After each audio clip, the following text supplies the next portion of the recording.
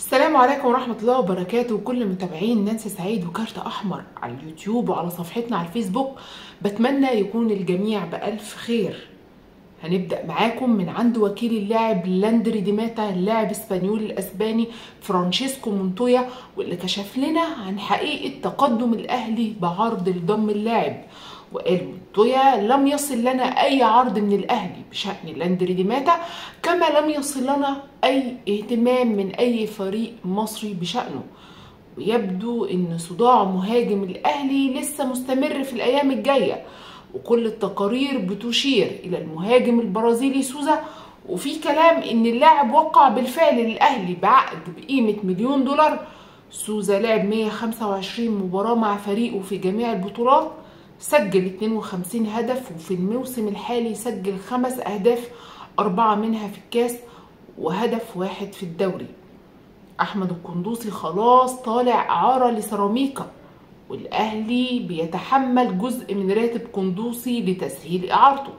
الأهلي هيدفع ما يقارب من 50% من راتب قندوسي، ونادي سيراميكا هيدفع الجزء المتبقي. طبعا إعارة القندوسي عشان مفيش مكان خالي في قائمة الفريق عشان المهاجم اللي بيتم تصنيعه أو تجميعه، والله حتى لو كان بيصنعوه كان فاته خلص. كمان الأهلي نجح امبارح في إنهاء عقد والتر بواليا بعد جلسة مع أحد مسؤولي الأهلي اتفق خلالها على إنهاء تعاقده بالتراضي بين الطرفين بعد تسوية جميع مستحقاته المالية لدى الأهلي. وانضم والتر بواليا إلى الأهلي في يناير 2021 من الجونة، وراح بواليا 3 فرق على سبيل الإعارة منذ انتقاله إلى الأهلي، وهي القادسية السعودي والسيلية القطري ومالاتيا سبور التركي. وشارك بواليا مع الأهلي في 31 مباراة، وخلالهم سجل 5 أهداف. طيب، الناس بقى اللي بتتكلم وبتقول الأهلي بيجيب الدولارات منين، وظروف البلد والعملة الصعبة مش متوفرة، والتساؤلات العجيبة، الناس اللي مفروض تنشغل ببلاويها وملهاش دعوه بالنادي الاهلي. وطبعا ده كلام، فاحنا لنا حق الرد عشان محدش يرجع يعاتب علينا. فانا هرد على الكلام ده، بس بعد اذنكم انا بعد ما ارد يا ريت يعني ما نسمعش صوت حد، عشان انا لما بتكلم دلوقتي هكلمك بالارقام، ورقه وقلم معايا واحسب كده الحسبه اللي جايه دي. الاهلي باع اللاعب البرازيلي برونو سافيو ب$1,000,000، وباع حمدي فتحي ب$3,250,000، وباع محمد شريف ب$1,500,000. ده غير $4,000,000 جايزة بطل أفريقيا، و$2,000,000 قيمة المشاركة في كأس العالم للأندية. يعني بنتكلم دلوقتي في $11,000,000.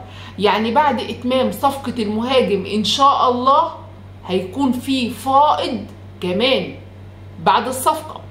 طيب، هنيجي بقى للزمالك.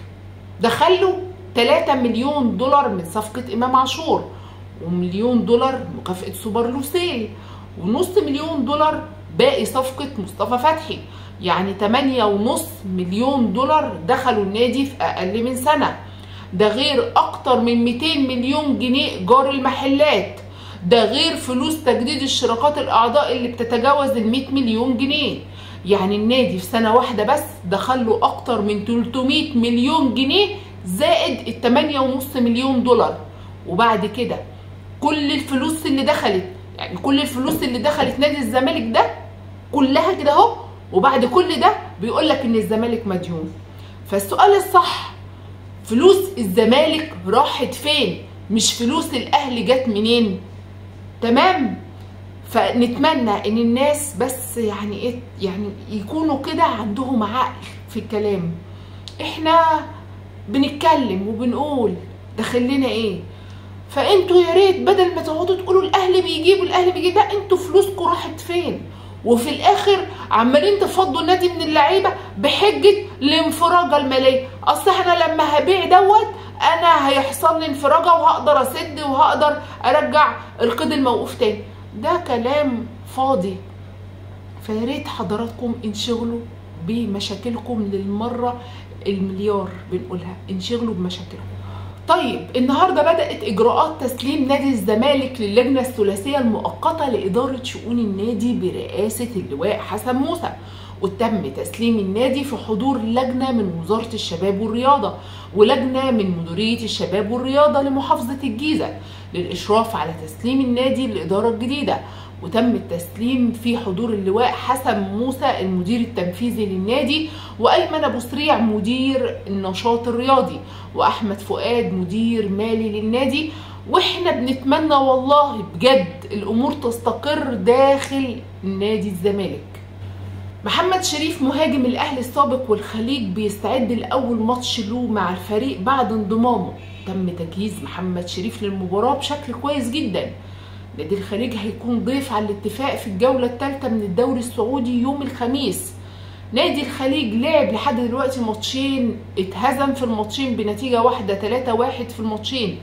نتمنى ان محمد شريف يوفق مع نادي الخليج ان شاء الله، ويكون من احد اسباب الفوز في الماتش اللي هو هيحضره باذن الله، ونتمنى له التوفيق. طيب النهارده اعلن نادي مانشستر سيتي الانجليزي خضوع العبقري جوارديولا المدير الفني للفريق لعمليه جراحيه في الظهر. وقال مانشستر سيتي ان جوارديولا خضع لعمليه جراحيه لعلاج مشاكل في الظهر. جوارديولا اجرى العمليه الجراحيه في برشلونه، وهيقضي المدرب فتره التاهيل في برشلونه. في غياب جوارديولا سيتولى تدريب الفريق مساعده خوان ماليلو قيادة الفريق لحين عودة جوارديولا عقب فترة التوقف الدولي. أما عن بيراميدز، فبيراميدز بيستعد بشكل كويس جدا للموسم الجديد، وقلنا الكلام ده. وقررت إدارة بيراميدز عمل معسكر إعداد في تركيا تحضيرا للموسم الجديد. بيراميدز هيلعب للمرة الأولى في تاريخه في بطولة دوري أبطال أفريقيا، وبيستعد للموسم الجديد بشكل قوي جدا وبشكل مرعب، خصوصا بعد الصفقات اللي عملها في فترة الانتقالات الحالية. ولحد هنا انتهى الفيديو بتاعنا النهاردة. اتمنى ان يكون المحتوى بتاعنا عجبكم، ولو عجبك دوس لايك واشترك في القناة، ويشرفنا وجودك سواء في القناة او على صفحة الفيسبوك. والسلام عليكم ورحمة الله وبركاته.